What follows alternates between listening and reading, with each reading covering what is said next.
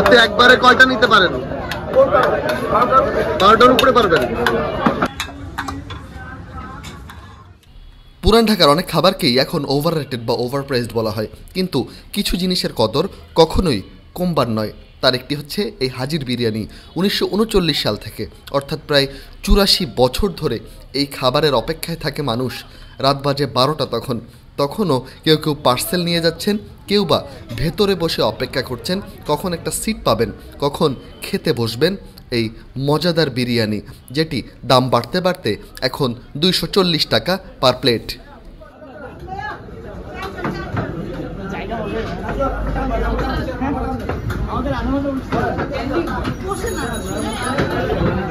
একটু বলে রাখি, হাজির বিরিয়ানি কেন ঐতিহাসিক এবং জগদ্বিক খ্যাত। 1987 সালের 8ই জুলাই বিশ্বখ্যাত সংবাদপত্র নিউ ইয়র্ক টাইমসে পুরান ঢাকার ঐতিহ্যবাহী হাজির বিরিয়ানির ওপর একটি নিবন্ধ প্রকাশিত হয়েছিল। সেখানে বলা হয়, দিনে 1900 থেকে 2000 মানুষ হাজির বিরিয়ানির নিয়মিত গ্রাহক ছিলেন।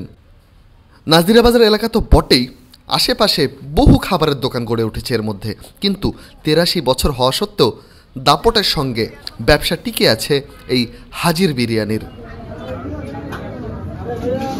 হাজির বিরিয়ানি সবসময় একটি শাখা ছিল, এখনও তাই। মাঝে রাজধানী ঢাকায় একের পর এক শাখা খোলা হয়েছিল, কিন্তু নানা কারণে সেগুলো শেষ পর্যন্ত টিকিয়ে রাখা যায়নি। হাজির বিরিয়ানি বলতে এখনও পর্যন্ত পুরান ঢাকার নাজিরা বাজারের কাজী আলাউদ্দিন রোডের সেই পুরনো রেস্টুরেন্টটি, যেখানে সর্বসাকুল্যে 20 থেকে 22 জন মানুষ বসতে পারে। কখনো কখনো চাপ সামলানোর জন্য একটি দুটি চেয়ার মাঝখানে যোগ করে দেওয়া হয়, কিন্তু তাতেও দাঁড়িয়ে থাকা লোকের অভাব হয় না। আপনি যখন খাচ্ছেন আপনার ঠিক মাথার উপরে দাঁড়িয়ে থাকবেন কেউ না কেউ।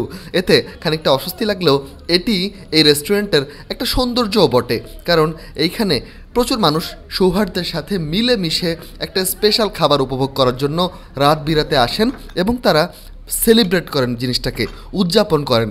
এটা শুধু খাওয়ার ব্যাপার না, এটা একটা উদযাপনের ব্যাপার, সেটা হাজির বিরিয়ানি আসলে বোঝা যায়।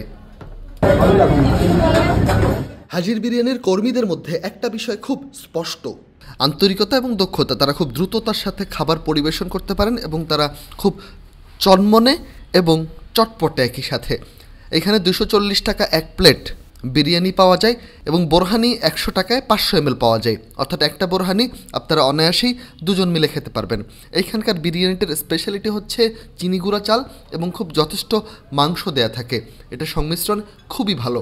হাজির বিরিয়ানি এলে হয়তো বিরিয়ানির পরিমাণ নিয়ে আপনার আপত্তি থাকতে পারে, কিন্তু বিরিয়ানির স্বাদ নিয়ে আপনার কোনো আপত্তি থাকার কথা না।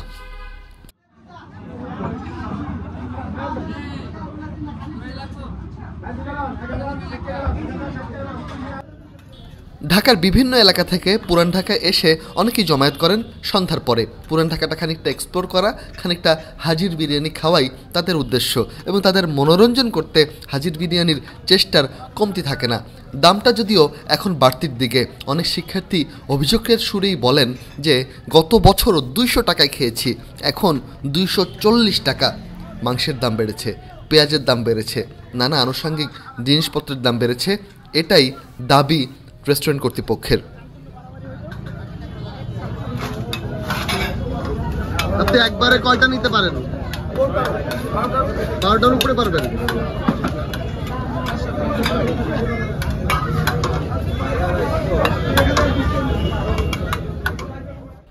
এমনিতে দেখতে খুব সহজ এবং স্বাভাবিক মনে হলো, ওনার বিরিয়ানি ক্যারি করার স্টাইলটা মোটেও সহজ নয়। এটি কিন্তু একটা কসরতের ব্যাপার। তিনি এক হাতে 12টা থেকে 15টা বিরিয়ানি প্লেট নিতে পারেন বলে দাবি করেছেন।